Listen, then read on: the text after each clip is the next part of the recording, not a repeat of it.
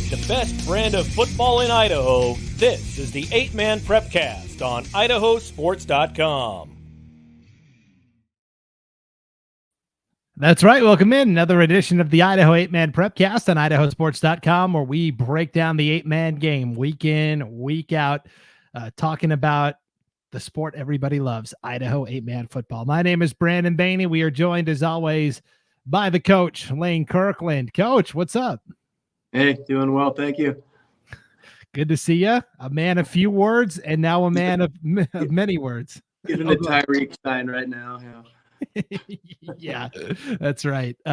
Let's go to Will Henneke back after a 1-week hiatus. Will, hello. I was wondering, Coach, if you were pacing yourself after the busy week last week. Got to save those vocal cords a little bit. Yeah, that's a lot of talking, Will. I'm glad you're here this week, man. Yeah, I used to do play-by-play for the Idaho Steelheads, and I was a solo broadcaster. And we had a game once in 2000. It would have been 2014. It's the longest game in the history of the ECHL. It started, I went on the air at about 6:50 p.m. for the pregame show. The game started at 7:05. The game ended at 1 a.m. And I was on the air solo that entire time. I think most people know what the Steelheads are, but for those that don't, it's hockey. And how many overtime periods was it, Will? It was almost 5. We almost went to a 5th overtime. Yeah. The Steelheads actually play a preseason game over in Idaho Falls this weekend. This weekend? Next weekend? One of them, one or the other. So people over in Eastern Idaho will get a chance to see them. Cool. Coach Kirkland, what was the longest game you ever coached in? How many overtimes? Oh, just one. I've only been in, I think, one overtime, honestly. Yeah, with Lighthouse in the championship in 2019. That's all I can remember. That's it. Wow. Probably 3 hours. Yeah, 2.5 hours. That's what happens when you win every game 64-8 for like 47 years. Perhaps. Thank you. That's good. That was a very diplomatic response there from Coach Kirkland. I appreciate it. All right, gentlemen. Well, we start every show with, of course, our game of the week. Doesn't necessarily have to be the biggest matchup on paper or have the biggest implications, but just the game that turned out to be the most exciting. Will, this was a game that you were actually at for a little bit on Friday night, a non-conference showdown between Lewis County and Tri-Valley. Lewis County makes the trip south. Tri-Valley wins 62-56 as sophomore quarterback Jace Wagner scores on a 3-yard touchdown run, basically as time expires to walk it off 62-56. This was a wild ending, to say the least, Will. Oh, the whole game was wild. It was, Lewis County gets the opening kickoff and they march down the field and Gage Crow scores, and they kick off back to Tri-Valley, and Clayton Harper takes the first run 70 yards for a touchdown. And that was the game. It was just back and forth, back and forth, back and forth the whole game. And, down there on field level, and Coach, I'm sure you can speak to this, just your experiences being around football for so long. You get into one of those track meets. It wasn't, these coaches weren't trying. They were moving kids around. They were changing fronts. They were changing personnel. They were doing whatever they could. But, between Jace Wagner and Clayton Harper, and then Gage Warren as well, Lewis County didn't have any answers for Tri-Valley's offense, and Gage Warren ran for over 400 yards.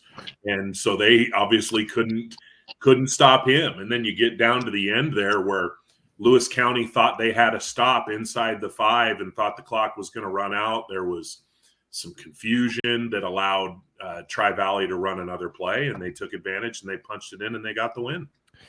Yeah, it sounded like, Will, Tri-Valley, and you tell me if I'm wrong here, because I heard this all secondhand, because obviously I wasn't there. It sounded like it was down to like the final 10 seconds, like you said. Tri-Valley was trying to call a timeout, but they didn't have any. And that caused a little hiccup in the machinations of getting the ball set and looking at the clock. And the clock maybe had gone to 0 when they snapped it. Am I getting that right? That's my general understanding, is that there was just enough of a pause and just enough of a reset that it allowed Tri-Valley to get another play off. And, Tri-Valley ain't going to apologize for it. They were given an opportunity and they took advantage and they won a game. But for both those teams, because those are both teams that could find themselves in the playoffs here in a couple of weeks, it's a really good tune-up because you're playing a good team, you're playing a playoff caliber team, and you talk about it's not about how many times you get knocked down, it's how many times you get up, and both teams kept getting up. It was if you just like watching fun football, you would have really enjoyed this game. It was a lot of fun to watch. And if you talk to Lewis County coach Monty Madrell, he'll tell you, hey, it shouldn't have come down to that last play anyways. We should have stopped them on numerous other occasions. I mean, that's more or less what he said. They had chances, they had chances to make some stops earlier in the game and maybe not have it come down to what it came down to. But I still don't think he could have gone home too terribly upset with his team's performance. They played their hearts out. Definitely. So we talked about it. Gage Crow rushed for 410 yards and 5 touchdowns or 6, Will? 6, and a couple of 2-point conversions as well. And it's like they don't even try and hide it where, they just put him in the backfield, direct snap, and then he picks a hole and goes. And they've got a young man, Aiden McLeod, a little lefty. He's a junior. He can throw the ball a little bit. So they mix him in a little bit, not only on passing downs, but sometimes just traditional running plays, just so you can't specifically say, okay, McLeod's in, it's going to be a pass. Crow's under center, it's going to be a run.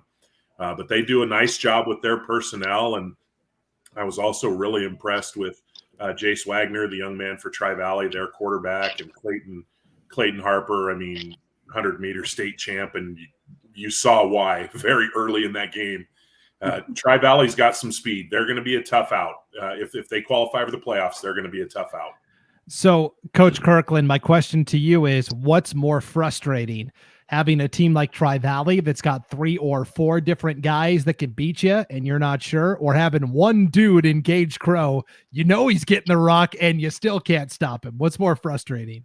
It's got to be the one guy. That's a quarter mile of yards. That's amazing. That's really a great stat, and probably some sort of close to a state record somewhere in there. I suppose. I don't know. I think there's some 500 and 600 ones come out of the state earlier in the 20 years ago or so. But that's a great effort, and both coaches, I'm sure, had a blast coaching that. And despite the lack of defense, everybody loves to see a touchdown, and I don't know, 30 touchdowns? How many you have there, Will? God. That's a lot. I couldn't even get up and down the field fast enough all the time. And to your point earlier, Coach, I think they had already split into Division I and Division II at this point. But there was a game probably around 2000, roughly. A young man from Idaho City by the name of Monty Hicks went over 500 yards and 8 touchdowns. And he was a lot like Clayton Harper in that he ran about a 4.5 40. And when Coach Rober called for a run wide, if he got to the corner, okay, just send out the PAT team. This play's over, and it was pretty. I remember talking to Coach Rober after that game, and he's like, it was pretty amazing to watch. Yeah, Monty Hicks and Teddy May, I believe, from Horseshoe Bend, kind of the same era. Yep. Ted May was another one. Yep. Well, we're going to talk about Horseshoe Bend here in just a second, because let's take a look at the rest of this 1A D2 Long Pin Conference in District 3. The first domino, so to speak, fell last Friday on IdahoSports.com. Garden Valley gets the win over Horseshoe Bend, 57-42. Now, final score is a little deceptive. Horseshoe Bend scored a lot late, but Garden Valley was never not in control of this game, Coach. They were leading 33-14 when the fourth quarter began. Trevor Korn rushes for 156 yards and 6 touchdowns in the victory. Tacoma Kelly rushes for 186 yards and a touchdown as well. This is a Garden Valley team that is kind of like Tri-Valley. They've got a lot of different ways to beat you, and a really dynamic athlete back at quarterback in Tacoma Kelly. How impressive is his ability and his dynamic athleticism that he brings to that quarterback position? Yeah, that Kelly family has a bunch of good athletes, and Tacoma is another great one to chalk up to the Wolverines' offense there. Those kind of guys are hard to stop, and he's getting late in the season now. He's had some good reps, a lot of reps, and getting better and better at moving the ball around, but also taking control himself, knowing that he's a dude, and He's got to keep leading that Wolverine team.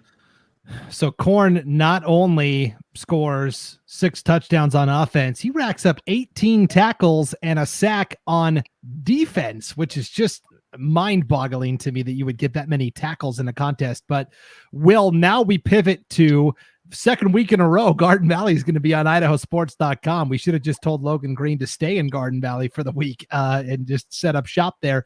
But this is the big one. Council comes to town in a game that, for all intents and purposes, will decide the Long Pin Conference title. Yeah, it probably should. Council's already beaten Tri-Valley, and now Garden Valley has a win over Horseshoe Bend, so that puts those two teams a half step out in front. And it's I've watched both these teams play, and both of them have a number of weapons, whether it's Korn and Kelly and Zimmer and all those players up at Garden Valley, or you go down to Horseshoe Bend and you've got Carson Drake, you've got Kalen Jones, and you've got Trey Bauer. You've got a lot of playmakers there in Horseshoe Bend as well. So, I don't, even though I used to do what I used to do, the broadcasting, I'm not prone to cliches, or at least I try not to be, but this could be one of those, who's getting the ball last, and by last I don't mean literally last, 5 seconds to go or something, but we could be deep in the fourth quarter, and we could be looking at a 30-30, 40-40 type game, because both these teams, both Council and Garden Valley have some weapons. Yeah, why Council. was I mentioning the Horseshoe Bend guys? Where did I come up with that one? Well, because they just played Garden Valley, and we're going to talk about Horseshoe Bend because they've got an important do or die game coming up as well. So let me circle back to Council. Dalton Bingham, Mason Roberts, Owen Hatfield, plenty of good playmakers there in Council as well. So my apologies, I got a little turned around there. No, it's all right, Coach. What happens when I take a week off, Coach? I lose my game. You still got your mojo. I believe in you. Look at that, a pep talk from Coach Kirkland. That's good. Yeah, he's You'll about find to it, bench Will. me. You'll find it. He's about to bench me right now. He's calling for the lefty out of the bullpen. Negative. Okay, so Coach, we've talked about Council a lot this year. They love running the rock with Mason Roberts at fullback, Dalton Bingham at running back, and then they hit you over the top on play action. And Owen Hatfield's only a sophomore, but he throws a nice deep ball, and they've got some good receiving weapons. Garrison Zielinski caught a touchdown last week. They've also got Decker McLinn, who's a dynamic athlete as well. And so to me, I think people look at Council and see the 4-3 overall record and kind of dismiss them as, they're not that good. But consider who their 3 losses were to: Kendrick, Kamei, and Butte County. Those are 3 really good teams. Yeah, that's a lot of good experience in a season to be able to take into the playoffs. And against those good teams, you learn a lot. You learn a lot about your players, about your coaching and your strategies.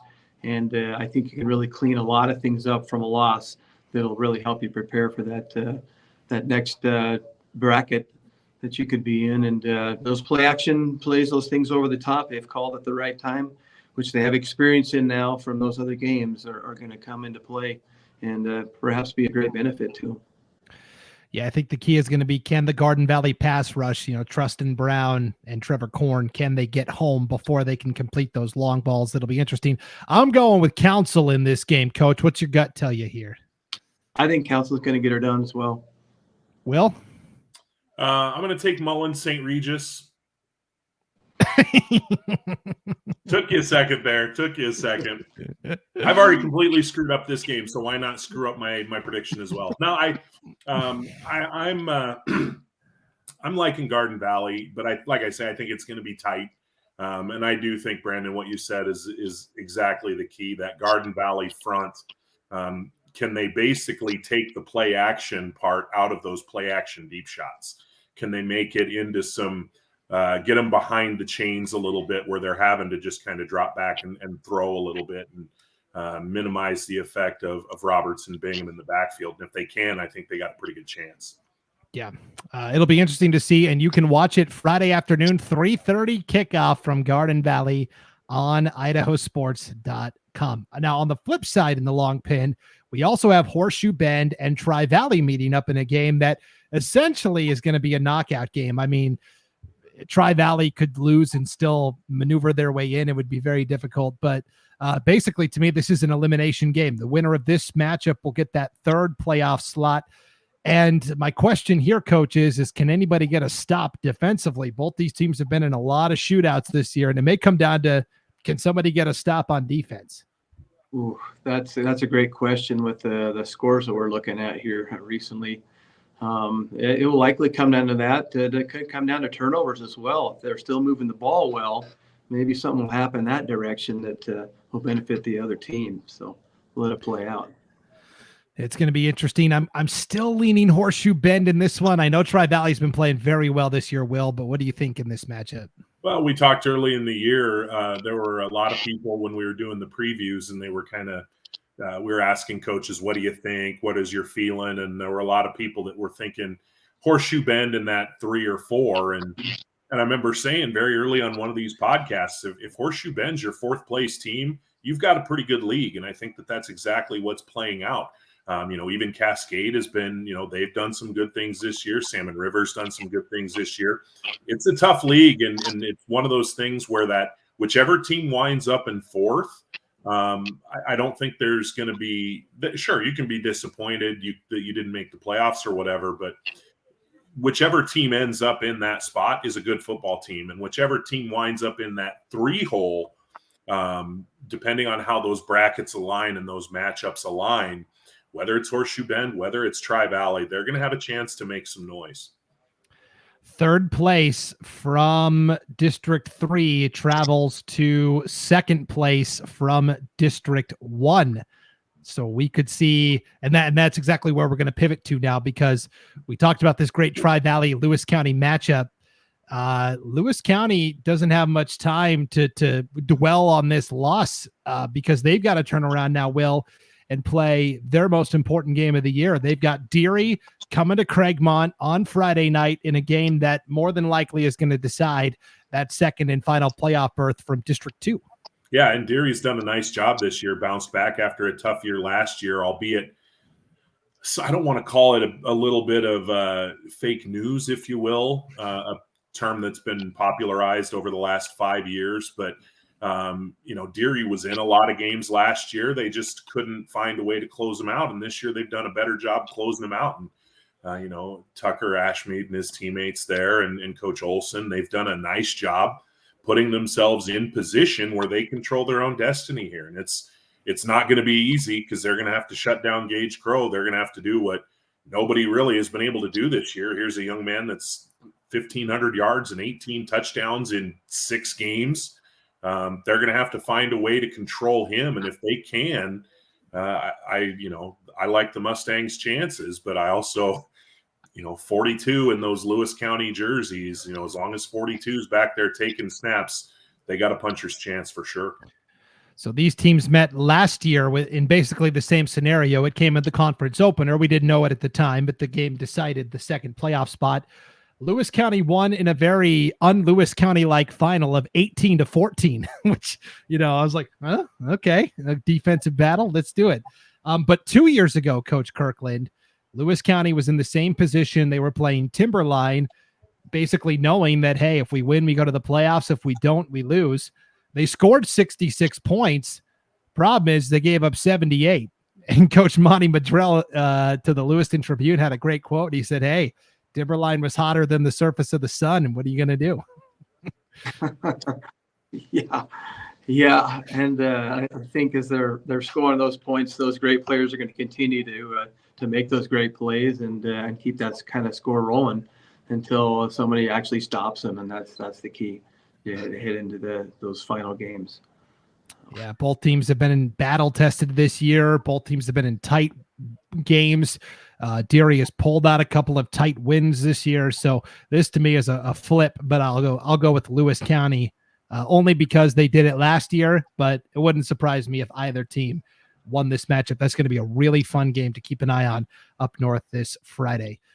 All right, let's go to District 1, guys, where it is a hot mess. It is Wallace, not on anybody's radar. We all probably thought a year away because they've got so many freshmen they're leaning on this year. And yet last Friday, Wallace picks up a 22-20 victory over Lakeside. And just like that, the Miners are back in the playoff mix. Henry Larson, freshman quarterback, throws touchdown passes to Julian Davis and Wyatt Ritchie, also scored on a QB sneak.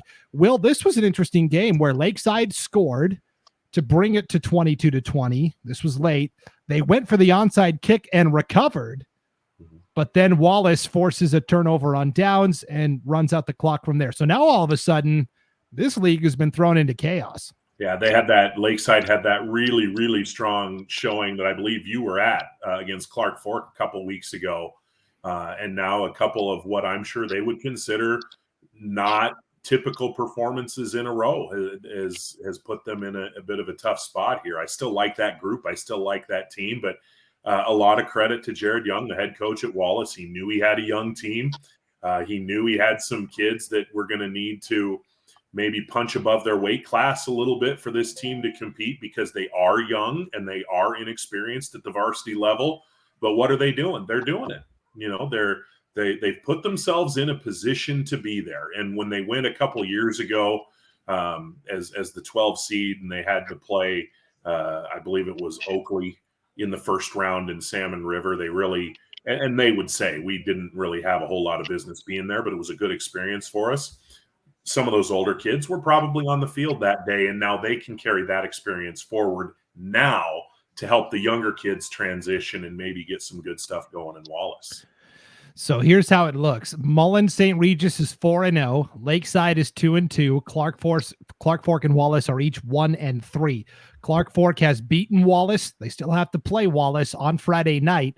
Lakeside has already beaten Clark Fork once this year, and they play Clark Fork in the season finale.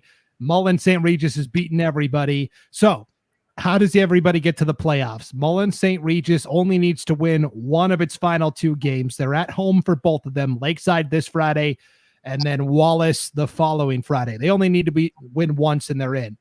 Lakeside needs to, they should win out if they really want to get in. They're at Mullen St. Regis on Friday and then at Clark Fork next Friday. Even if they don't win out, they still have the one step ahead because they're 2-2 and the other teams are 1-3. They can get in if Clark Fork loses one of their final two games. Clark Fork needs to win out. They're at home against Wallace, home against Lakeside. And then Wallace basically needs to win out just to try and force some tiebreakers. They're at Clark Fork and at Mullen St. Regis. So literally nothing's been decided. Mullen could go, Mullen St. Regis could lose its final two games, be 4-2, be on the wrong side of a weird tiebreaker, and they could be out. So I'm not sure how it's all going to shake out, but Coach, what does your gut tell you? Who will be the two teams representing this district in the state playoffs? I think Mullen St. Regis and Lakeside are going to continue to do their thing and take those positions. Will? I would agree with Mullen St. Regis, absolutely. I think that Coach Spooner and Coach Allen up there with their new wave of stars, Kofi Apaya and John Pruitt and Lulis, the freshman quarterback there, they're just – I think they've got the one not in the bag, but more or less in the bag. And as for the two, I think Coach is probably right. I think it probably winds up being Lakeside, but I think for the other two coaches, both Coach Youngs, Coach Young at Clark Fork and then Coach Young at Wallace, I think that all you can really ask for is to put yourself in position to play your way in.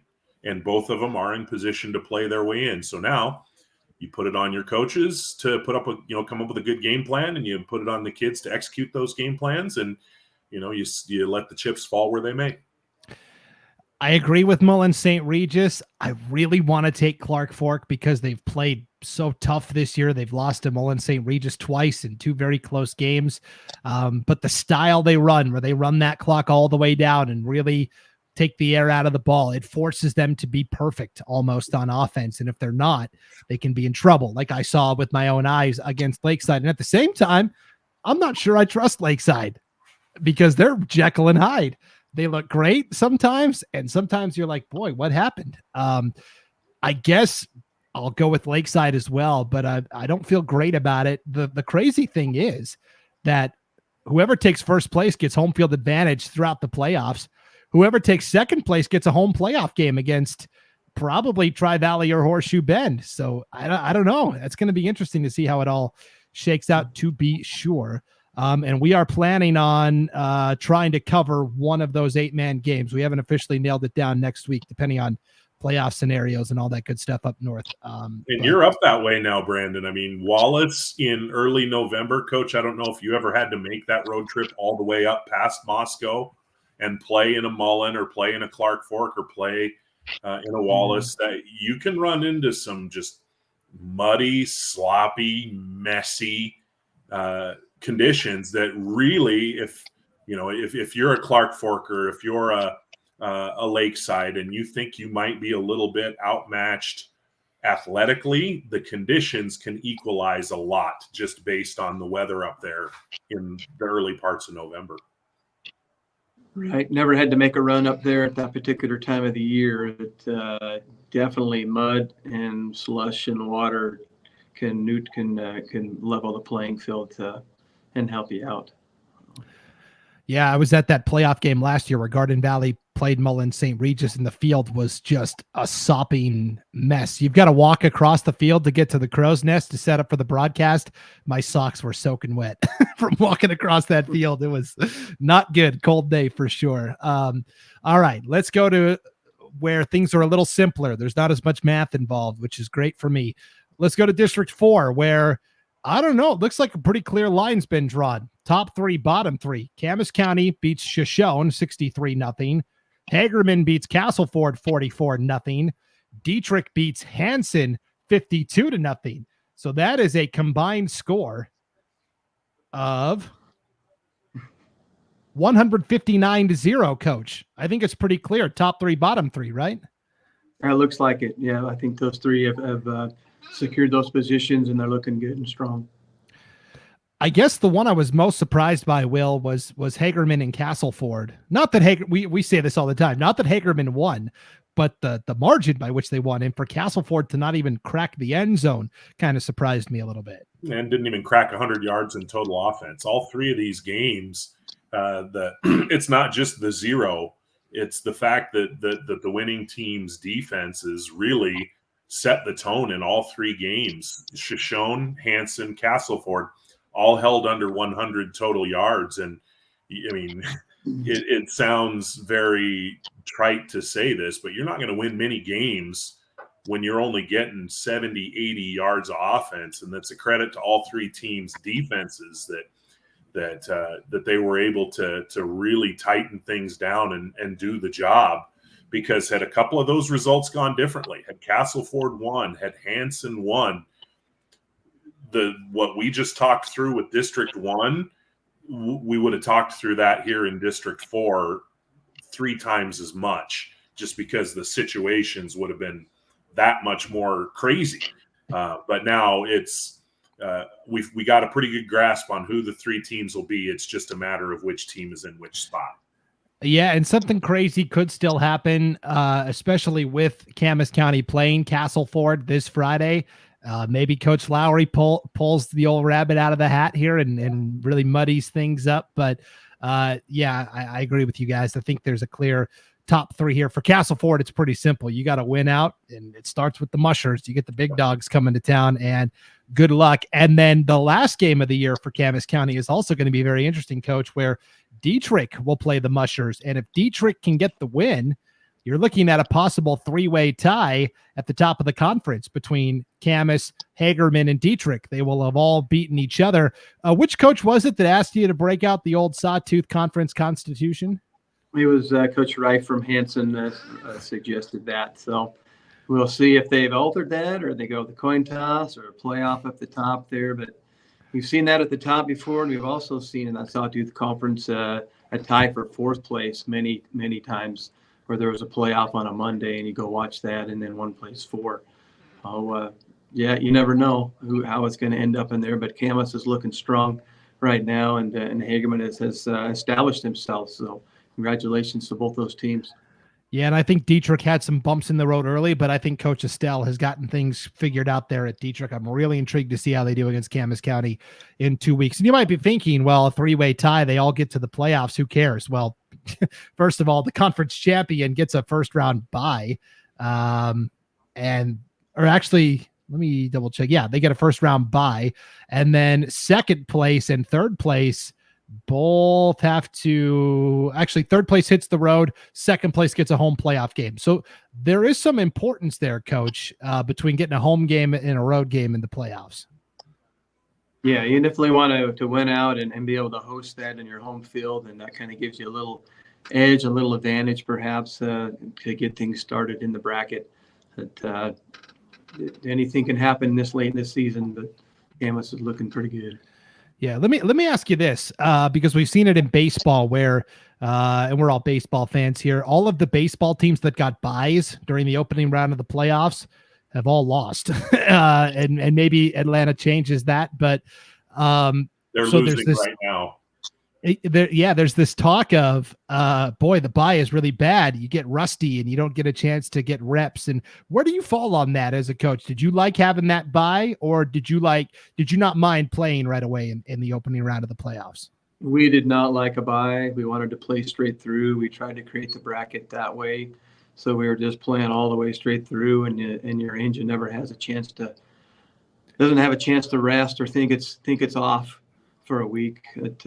Sometimes it helps with injuries, but we have never enjoyed a bye and always thought they just keep playing. The engine keeps going on the track. So how do you, when you're in a bye week, how do you get the team still getting reps and staying sharp? What do you do? Well, usually those first 4 days, we still have a lot of hitting drills and different things, but we usually take a Friday off and then go watch that game of our next opponent, perhaps, and then go from there and try to stay sharp. But you gotta keep the pedal to the metal, especially in that next week on Monday. You mean business, and you're still running 40s hard. Yeah, momentum is a fickle thing sometimes, for sure. So let's wrap up our 1A D2 talk with East Idaho, District 5-6, the Rocky Mountain Conference will. Rockland beats Mackey 59-12. North Gem beats Clark County 55-7. I thought this was interesting because, as we've talked about, Clark County approached all of the members of its conference and said, hey, we don't have enough guys to play 8-man football. Would you mind playing 6-man against us this year? Everybody said, yep, we'll go ahead and do it. And so North Gem, Will, I kind of like this from Coach Hatch. He took the opportunity in this 6-man game to air it out. We don't ever see this from North Gem. They threw the ball around the yard. Rusty Hatch threw the ball 11 times. That might have been more pass attempts than he had in the previous 4 games combined. 4 years combined, maybe. I think it'd be one of those things where if North Gem suddenly had to throw the ball 10, 15 times a game, I think Coach Hatch might just drop his whistle and his playbook right there on the field and say, I'm out, I'm done, I'm not doing this. But it is an opportunity to test kids a little bit because it's a different game. You play it a little differently, you style it a little differently, and your kids have different assignments and responsibilities. And so it's an opportunity to push your kids and to test your kids and see what they can do. And they answered and they did well. And then Rockland's playing some good football right now. They started a little bit slow, but boy, it sure looks like they're starting to hum pretty good here down the stretch. Yeah, so Rusty Hatch completes 7 of 11 passes for 166 yards and 5 touchdowns. They had 5 passing touchdowns, which we never see. Coach Kirkland, I thought the move by Coach Hatch was pretty smart to go ahead and, hey, let's throw the ball, because you never know in the playoffs when you might have to ditch the game plan and start throwing the ball. Yeah, and you got to get those reps in. You got to practice them live against other teams, and when you have enough to scrimmage against, even if it is down to 6-man, you gotta practice that stuff and make sure that your kids know where the ball is going to land and get the timing and stuff down. But it's pretty noble of North Gem to be able to just play that 6-man game and honor the request of Clark County to make that happen. And let's give Clark County a great deal of credit and their school district and the leadership in that school for still wanting to continue to play any kind of football possible. I think that is amazing over the years, and give those kids a chance still to participate and put a helmet on and go go scrimmage somewhere, no matter what kind of ball it is. So good job to those teams over there and to Clark County. Way to go. Yep, Yeah, totally agree.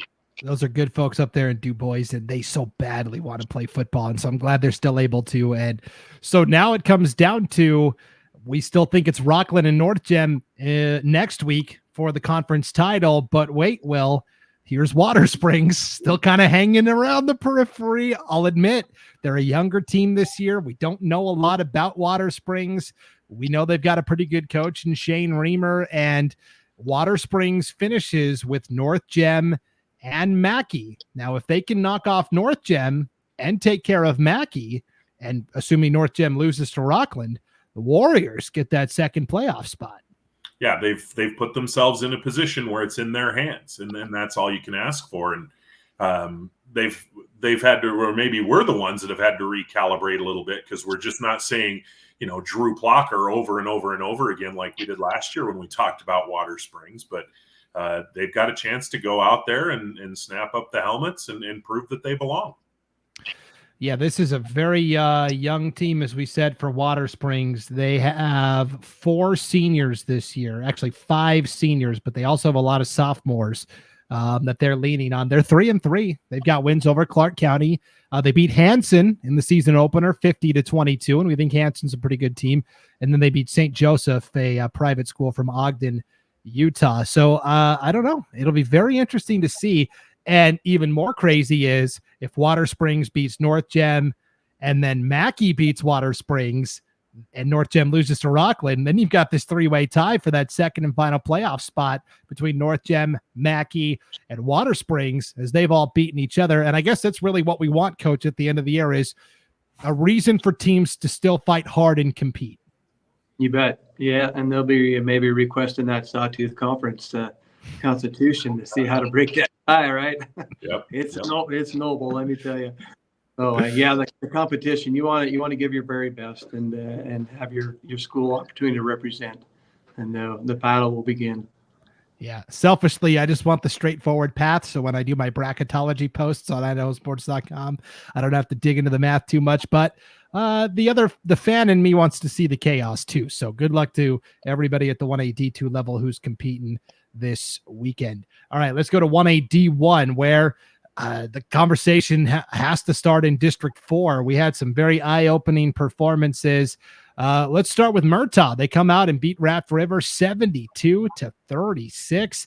And that, coupled with Lighthouse Christian's loss, which we'll talk about in a second, vaults the Red Devils into second place all alone, Coach. This was a big week for Murtaugh. Yeah, I watched that game on Huddle. We have that because we're playing this week, and I scouted that and watched Murtaugh play Raft River. Lots of run, great run game on the Devils, hitting the turbo down the sideline, hitting the turbo up the middle.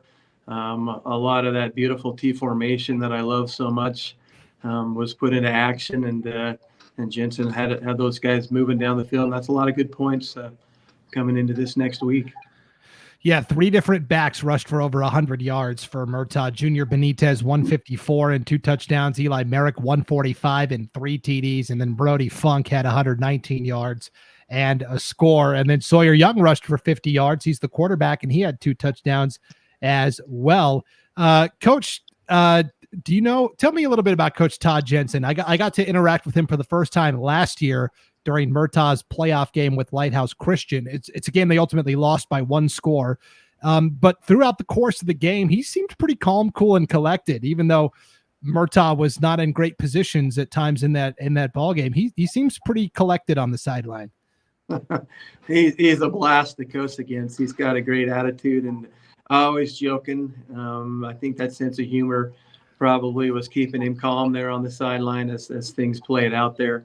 But he is pretty consistent in his play calling, and he gets pretty creative sometimes as it gets close, and he needs a big play. And he's got some players to do that, and it looks like he utilized that and just doing pretty well there right now. Yeah, so Murtaugh gets the big win over Raft River, 72-36. They're now 3-1 in the conference, 5-1 overall. Lighthouse Christian, who we kind of had pegged all year long as if Oakley's 1, Lighthouse is 2. But the critique I've had all year long for Lighthouse is sometimes they go into these funks offensively. We saw it against Cary. We saw it against Oakley, and it came to bite them in a big way here in this loss to Valley. Valley wins 66-34. In the second quarter, it was 16-14 Lighthouse, and then the Lions turned the ball over on back-to-back possessions. So Valley scores to take the lead. Then Andrew Lukes comes up with an interception for Valley. The Vikings score again. And then Irving Estrada recovers a fumble. And again, the Vikings score. And coach, those turnovers will kill you. And next thing you knew, Valley was up 3 scores and Lighthouse could never get out of that hole. Yeah, especially that many in a row, you certainly get completely out of your funk. And if you lose 22, 24 points right off the top there, all of a sudden you're going, whoa, what just happened there? And how do you recover from that? A lot of drop passes I heard as well in that game on the Lighthouse side. And then those, like you say, those turnovers can just be the knock in the teeth that you really don't know how to get recovered from. Yeah, big wake-up call for Lighthouse, Will. And now because of that, in the latest bracketology projections, the 3 auto bids would go to Oakley, Murtaugh, and Valley. Lighthouse would drop to 4th place. And in a bit of a weird Max Preps quirk, Lighthouse, if the playoffs started today, Lighthouse would be hosting Valley, even though Valley just beat them, which I thought was interesting. But yeah. Valley trending the right way. They've gotten a little bit better and a little bit better all year. Josh Hardy and some of those players that you named as well. It's a good group of kids. It's a fairly young team still. I believe they've only got 4 or 5 seniors themselves. So it's a team they've been on the rise most of the year. And it's one thing to get the turnovers. It's another thing to then immediately go cash them in. And that's where you double up.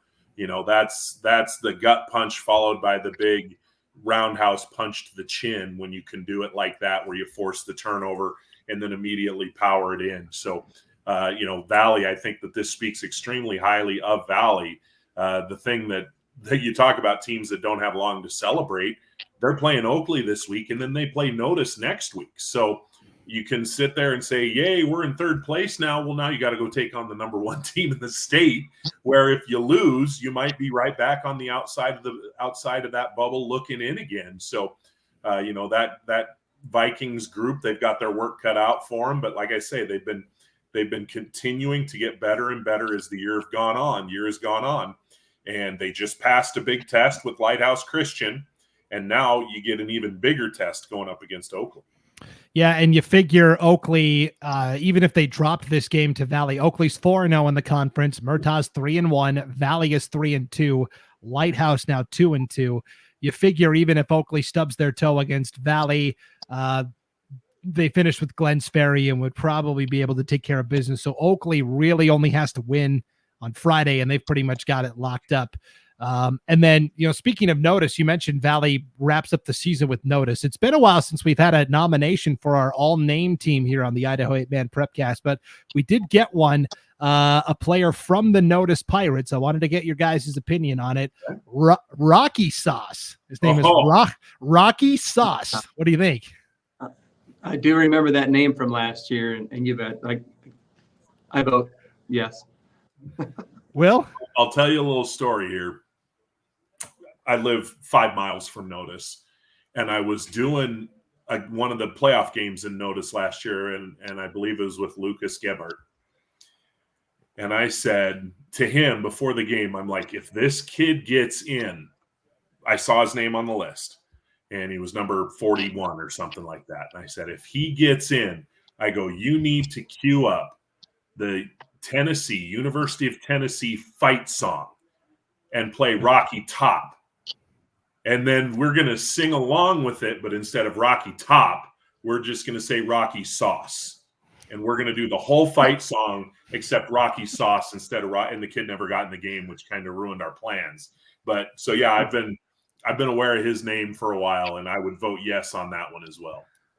All right. It's unanimous, and we have filled out half of our all-name team. We've got Rocky Sauce from Notice, Lucky Matt from Lakeside. We've got Crash Taylor from Castle Ford, And we also have our original nominee, Razor Duke from Butte County. And we'll continue to take your submissions here for the final 4 slots on the all-name team. So 4 to go. Yeah. 4 to go. All right, Coach. I've delayed the inevitable here. We've got to talk about your Cary Panthers. They went to Glens Ferry and fall in a 2-point game, 34-32. This was a major owie for Cary's playoff chances. And yet, despite that, now the Panthers are 1-5 overall. They're 1-3 in the conference. Glens Ferry is now tied with them and technically ahead of them on the head-to-head tiebreaker. Despite all that, Max Prep says, we don't really care. Cary would still be in the playoffs if they started today, but obviously not a great situation for the Panthers. Yeah, that would be very interesting to still make the playoffs there. I went to Glens Ferry. Both teams hungry for a win, looking at a chance to both teams looking at a chance to get a win at each other. And apparently our kids, what they said, quote, forgot to get off the bus and got knocked in the head 22-0 to start with there. Came back brilliantly before halftime to close 22-12, I think. And then rallied towards the end to take the lead until that final drive where Glens Ferry was able to push it over the goal line and finally win the game, I believe, with 10 seconds remaining.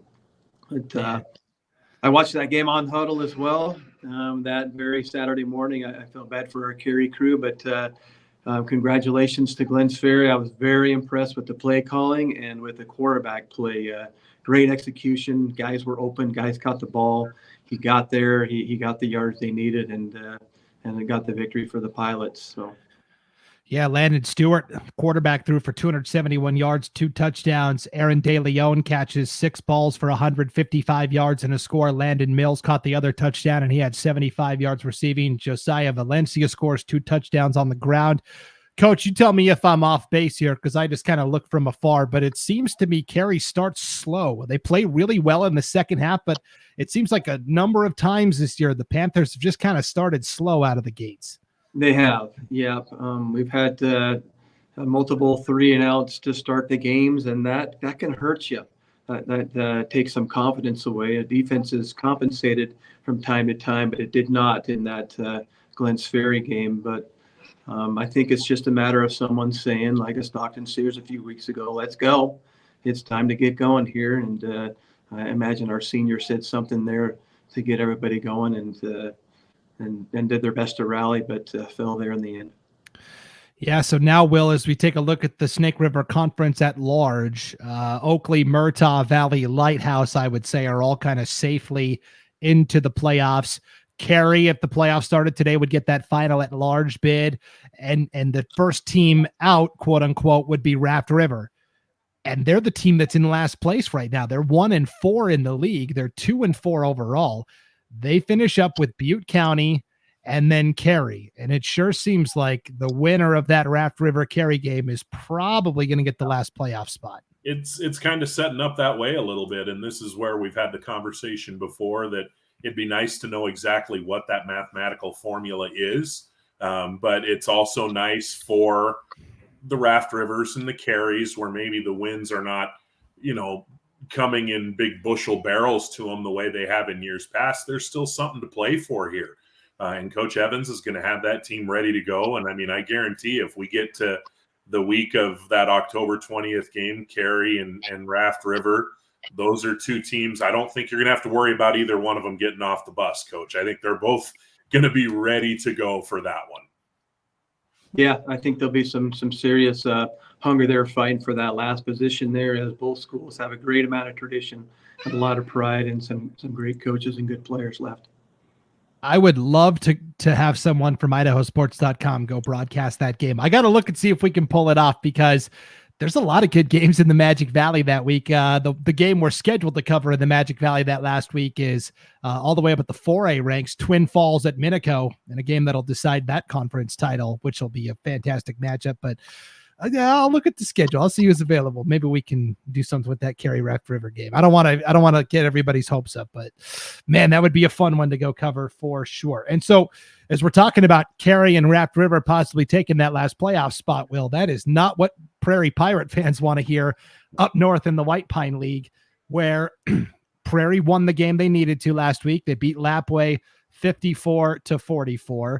Potlatch got a big win over Clearwater Valley 60-18. Kamei beats Troy 66-8. Logos had a bye. So Logos is still in the driver's seat. They're 5-0. Kamei and Potlatch are each 4-1.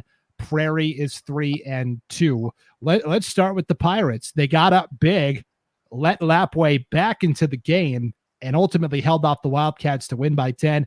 They leaned on Dylan Uhlencott, 344 yards, 3 touchdowns. That's the Prairie we're used to seeing. Yeah, huge game for Uhlencott, and really when his team needed it most. And again, this points to the fun of the Max Preps math that nobody knows is you have Prairie, who's 3-2 in conference, 4-2 overall, looking up potentially at a couple of teams that right now have one win, and it can be really hard to understand why. A couple of years ago, it was Wilder at 5-2, wondering why they didn't get in. And Kyle Dalsolio went and blew up his entire schedule and started over and said, I can't just go play, Horseshoe Bend, Tri-Valley, and Council every year anymore. Even if we go lose to a Valley or a Murtaugh, I've got to go play them. And District 2, it seems to be for the second year in a row, might be the team. And it was Prairie last year as well that was asking me, hey, why is Idaho City in? And, some Prairie fans not realizing that District 3 got 2 automatic berths. And so, Idaho City with I think 2 wins got in over Prairie that was 4-4, 5-3, something like that. So it's a tough spot to be in. But coaches are fond of saying, Coach, and I know you'll agree, it's in our hands. If we win football games, if we don't have bad losses early in the year, we don't find ourselves in this position in October where we're, relying on other people to lose. So hopefully we can sneak in. Yeah, Coach, I was going to ask you, it's tough with the White Pine League, kind of like District 4. The conference is so big. Most of your schedule is dedicated to the league, right? 7 of your 8 games, or maybe 9, are tied up in conference play, which means you only have 1 or 2 dates to fill with another opponent. If it were me, wouldn't you think the first call I'd make if I was a team up north and I was serious about contending, it won't matter next year because Kendrick will actually be in their league, but wouldn't the first call you would make be to Kendrick? Hey, can we play you guys? Let's figure it out to make it on the schedule. It's going to benefit you. It's going to benefit us. And yet it doesn't happen. Yeah, that's important. If you want to make that bracket and all you're using is Max Preps as your denominator there, then you would need to take a hard look at playing the harder teams. Even if it's a butt whooping, you got to get some Max Prep scoring somewhere and fix that schedule if at all possible. It will, because we know Kendrick is a team that is dying to fill its schedule. We've both talked to Coach Zane Hobart, and Notice was supposed to play Kendrick this year and backed out. A number of Washington schools over the last couple of years were scheduled to play Kendrick and backed out. If I'm a coach in the White Pine 1A D1, why wouldn't you play Kendrick? Well, Kendrick's playing Grace this week. They're back down here for the 3rd time this year, playing in the Treasure Valley to pick up a game to play someone. I mean, I'm one of those guys, and granted, baseball is a little different than football, but I'm one of those guys, hey, just put another team on the field and I'll go play them. And I don't care if it's the New York Yankees. I don't care if it's the Bliss Bears. I'll go play them. And Kendrick has had some difficulties finding them. And I know that with the White Pine being as traditionally tough as it is, I would just assume that some of those coaches are a little hesitant to throw another 1,000-pound gorilla in the midst with Prairie and Logos and Lapway and Kamei. And it would just be tough to just keep loading up that schedule where you're playing, 5, 6, 7 gauntlet games in a row, much like what happens, Coach, in your conference in District 4. Yeah. And it's hard to schedule those tougher games sometimes, even if it means missing the playoffs, because that team is so dominant. I know Oakley's had over the years, the last 10 years, had a hard time filling their schedule because they were so dominant and so good. We at times have had difficulty filling our schedule. We've never been invited to a jamboree, perhaps because of that reason. But if your interests are in making the playoffs, you're gonna have to just do your best and schedule up and see how it goes. And of course, it's not as simple as call Kendrick and make it happen, right? You only have one date to work with. Kendrick also has to fill their schedule as well. But just for comparison, how did the top 4 teams in the White Pine fill that one open date? Logos scheduled Lakeside, 1A D2. Kamei scheduled Council, a 1A D2, but a good 1A D2. Potlatch scheduled Deary, 1A D2, a little bit of a regional rival. Prairie scheduled Timberline of Weippe, and they got a nice win. But, I think if you're Prairie and you miss out on the playoffs for a second straight year because of the Max Preps ranking, the White Pine is not as strong as it once used to be. And you can't bank on the White Pine lifting you because District 4 is so strong. If I'm Prairie next year, you have to go find a tougher opponent to put on that schedule, right, Will? Yeah, if there's an opening in the schedule to be had, absolutely. The schedule might already be full depending on, a lot of times they'll sign home and home deals. Coach Kirkland can speak to that a little better than I can. But yeah, I would think that if I'm Prairie and I'm aced out on a mathematical equation for a second straight year, I'm putting out an email to basically all of District 4, probably Butte County, probably Grace, probably Notice, and I'm just saying, hey, who's got a date? Here's a date I have available, and I need a game that's going to really test my kids, and I need something that's going to boost me in the eyes of this Max Preps computer. Yeah, and Prairie has done it in the past, right? They've played at the 8-Man Classic, which we didn't have for the first time in a long time this year. I really hope it comes back. I think some people are working on trying to bring that back next year, but it's interesting. And so Prairie now basically has to win out. They're at home against Clearwater Valley, and then they're at Logos. But not only do they have to win their final 2, they've got to hope that either Logos loses both of their games, or Kamei loses both of their games, or Potlatch loses both of their games. So Prairie not only has to win out, they need help from other people. And when you look at the schedule this week, Logos is at Troy.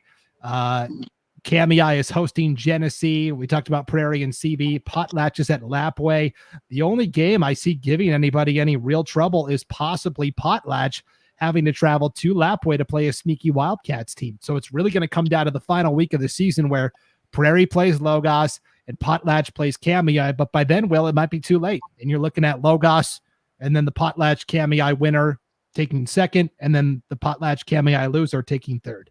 Potentially. And you don't like being in scoreboard watch mode. You don't like being that team rooting against someone rather than let's just go get the win and take care of business ourselves. That's a tough spot to be in. Yep. So it'll be very interesting to see what happens in the White Pine this week and how everybody takes a look at that final at-large playoff spot into the 1A D1 postseason. But it's going to be another great week of football throughout the state. We will have Garden Valley and Council for you on IdahoSports.com. We'll also have that neutral site game from Middleton. We didn't talk about it too much because it's a D1 versus a D2, but Kendrick taking on Grace in Homedale. Should be a fun one too, Will. It should be a really fun one. And I'm, we've been coming into the year. I was one of them that I was a little bit skeptical on Grace. They've proven me wrong. And now they're going to get one of their tallest challenges yet. And Kendrick, you're talking about a team that's beaten in Oakley and beaten Butte County. So, they're not going to come in with their eyes wide by any stretch of the imagination. They're coming down here with the expectation of getting another win, and it should be a fun matchup. And I think Grace is going to have to land a couple punches early, and if they can get Kendrick back on their heels a little bit and kind of stretch the game out a little bit, they've got a chance to hang around. But if Kendrick can get the jump, I think that's a game that Kendrick's going to win.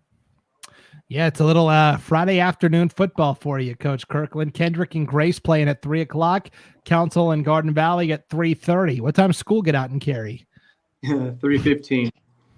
Perfect Yeah, timing. right. All right. Sounds like a good plan there. So if you want to see the full list of games we're broadcasting on IdahoSports.com, all you have to do is click on the game streams tab at the top of the homepage. All right, guys, another show in the books. And next week, speaking of postseason baseball, pinch hitter coming up for the final week of the regular season, gentlemen.